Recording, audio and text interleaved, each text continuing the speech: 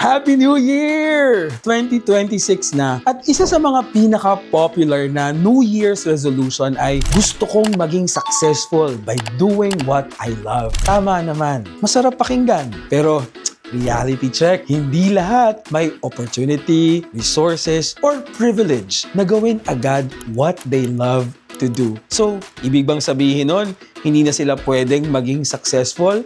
I'm Coach Gabby of Yes BizCore, and let's talk about how to succeed in the workplace this 2026. The truth is, you cannot always do what you love to do. And that's okay. Sa trabaho, may mga tasks na madali lang.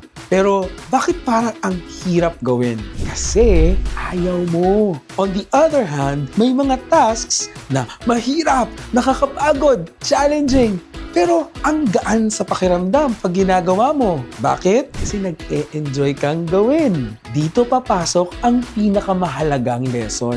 Hindi palaging sa hirap ng task nanggagaling ang bigat ng trabaho, kundi sa attitude at mindset mo dito. Remember this, you cannot always do what you love, but you can always choose to love what you do. Kapag minahal mo ang ginagawa mo, kahit ordinaryo, kahit challenging, nagiging meaningful. If you want to level up this 2026, hindi mo kailangang hintayin ang perfect job. Fix your mindset sa trabaho o sa tasks mo ngayon.